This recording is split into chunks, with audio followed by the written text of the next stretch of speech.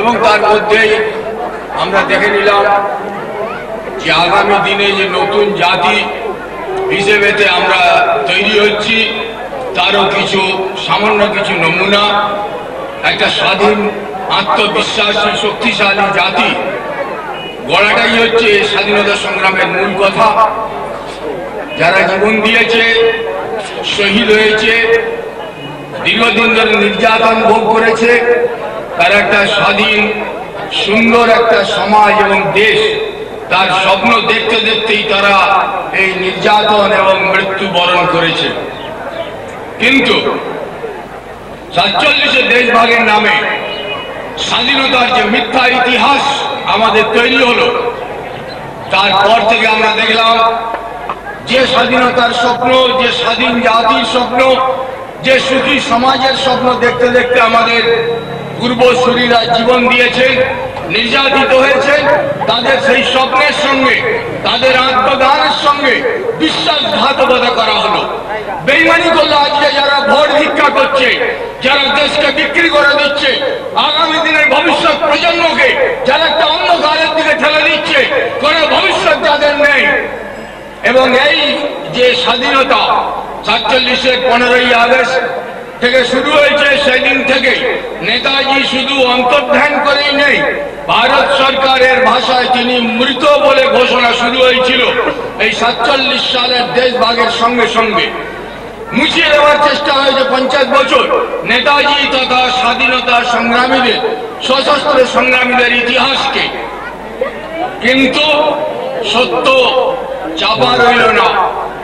50 বছর বাদে মরা নেতাজি আবার বেঁচে উঠলেন, 50 বছর বাদে, এবং এমন ভাবেই বাঁচলেন যে সেখানে যত বড় নেতাই হোক আর যারাই হোক, যদি আজকে কেউ প্রকাশ্যে বলতে যায়, প্রচার করতে যায় নেতাজি মারা গেছে, তাহলে তার কলার ধরে দুগাল দিয়ে তাকে জেলখানায় ঢুকিয়ে দেওয়া হবে। সুপ্রিম কোর্ট আইন পাস করে দিয়েছে। ৯৭ সালের ৪ আগস্ট, ৪৭-এর 15ই আগস্ট দেশ ভাগ করা হয়েছে, স্বাধীনতা হয়নি। মিথ্যা কথা, আমি আসবো সে কথায়। দেশ ভাগ হয়েছে, আর ৪৭ থেকে জওহরলাল পরিবার আর জওহরলাল পরিবারের পা ধোয়া জল খাওয়া এই রাজনৈতিক দলগুলো, তাদের রং যাই হোক না কেন, যারা ভারত সরকারকে স্বাধীন, যারা দেশ ভাগকে একটা ইতিহাস বলে প্রচার করে চলেছে, যে তারা সকলে নেতাজি বিরোধিতা, মানে নেতাজি মারা গেছে এই প্রচারতেই সরব ছিল। কিন্তু ৯৭ সালের ৪ আগস্ট সুপ্রিম কোর্ট রায় দিচ্ছে যে দীর্ঘদিন মামলা চলার পরেও ভারত সরকার বা কোনো পক্ষ নেতাজির মৃত্যুর কোনো তথ্য প্রমাণ জমা দিতে পারিল না। অতএব ভারত সরকার এবং অন্যান্য যারা নেতাজিকে মৃত বলে ঘোষণা করছেন, তারা যদি কোনো প্রমাণ না দিয়ে নেতাজি মারা গেছেন বলতে চান, তো আদালত অবমাননার দায়ে পড়বেন।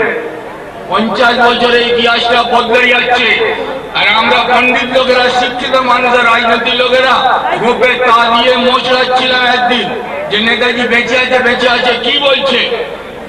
এবার তো হাওয়া উল্টো হয়েছে, ঈশান কোণে তো মেঘ দেখা দিয়েছে, কালবৈশাখী ঝড় ছোট্ট মেঘ ভাসিয়ে চুরমার করে দেবে মিথ্যা ইতিহাসকে।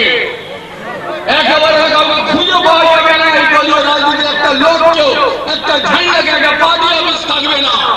গড়ে উঠবে অখণ্ড ভারতবর্ষ, অখণ্ড বাংলার বিপ্লবোত্তীর্ণ একটা স্বাধীন সামরিক জাতি, স্বাধীন সামরিক জাতি, মিলিটেন্ট নেশন, যারা ভোট ভিক্ষা করে না, যারা নিজেদের ভালোর জন্য যা করার দরকার মনে হয় তাই করে, তাই জন্য ভোট লাগে না।